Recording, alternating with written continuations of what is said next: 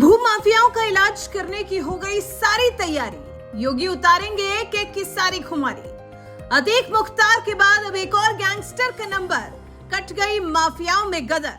कानून के राज में योगी का दिखेगा दमदार असर। गरजेगा बुलडोजर मॉडल। जी हां, अब योगी सरकार ने छोटे मोटे माफियाओं पर नजर टेढ़ी कर ली है, जिसने भूमाफियाओं में खलबली मचा दी है। उधर अखिलेश अपने करीबियों की शादियों को निपटाते रहे, इधर योगी ने न सिर्फ भूमाफियाओं का इलाज करने की ठानी, बल्कि ऐसा सॉलिड प्लान बड़े गैंगस्टर्स के खिलाफ तैयार किया है जिसने माफियाओं का सुख चैन छीन लिया है। अतीक मुख्तार के बाद अब योगी ने ऐसे माफियाओं को चोट करने की ठानी है जिनके बारे में जानकर आप भी हैरान हो जाएंगे। इतना ही नहीं, योगी ने बुलडोजर को भी दौड़ाने का प्रण कर लिया है, जिसकी स्टीयरिंग अब वेस्ट यूपी की तरफ घूम गई है। ऐसा योगी ने क्यों किया, वो सब आपको इस वीडियो में बताते हैं। लेकिन उससे पहले आपको बता दें कि योगी ने अब दबंग छवि रखने वालों का इलाज करने को कहा है। दरअसल हाल ही में सीएम योगी गोरखपुर दौरे पर थे, जहां योगी ने जनता दर्शन में फरियादियों की समस्याओं को सुना। इस दौरान योगी का गुस्सा तब हाई हो गया जब भूमाफियाओं की शिकायतें उन्हें सुनने को मिली।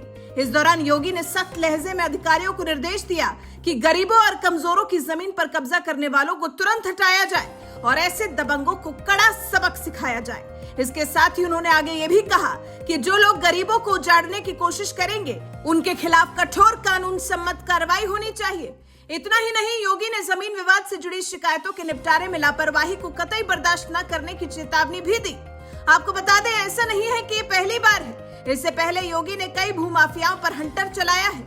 अतीक मुख्तार के बाद उनके गुर्गों ने जो दबंगाई दिखाई, उसको भी योगी ने नहीं बख्शा और ताबड़तोड़ कार्रवाई कर सबको जेल के अंदर भेज दिया।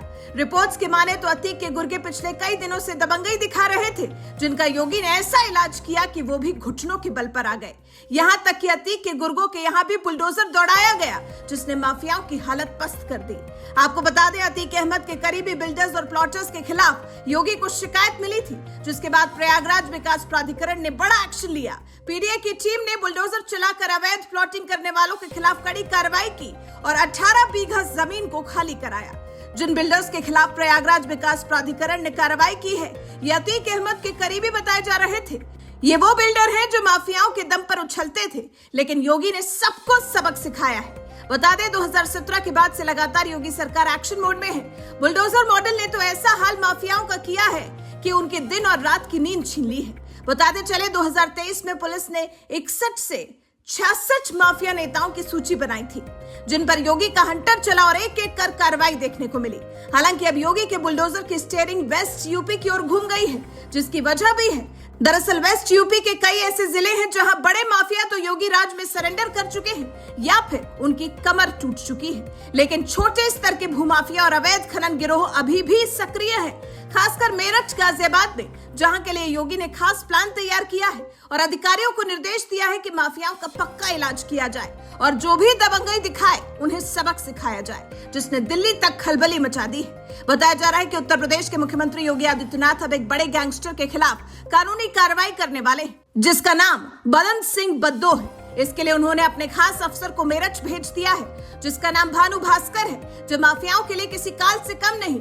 बता दें, 1999 बैच के आईपीएस अधिकारी भानु भास्कर बलिया के रहने वाले हैं। वो मुरादाबाद, इटावा, औरैया, मथुरा, रामपुर समेत कई जिलों में एसएसपी रह चुके हैं। यही वो अफसर हैं जिनके आगे भूमाफिया किसी की जमीन पर कब्जा करने की जुर्रत तक नहीं करते।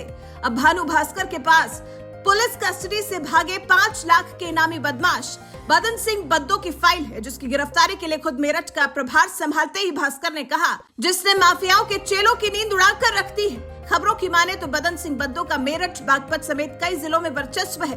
उसके करीबियों का नेटवर्क अवैध शराब, जमीन हड़पने और उगाही जैसे कामों में सक्रिय है, जो अब योगी राज में नहीं चल पाएगा, क्योंकि योगी का साफ कहना है, यूपी में कानून का राज चलेगा, किसी का दबदबा नहीं।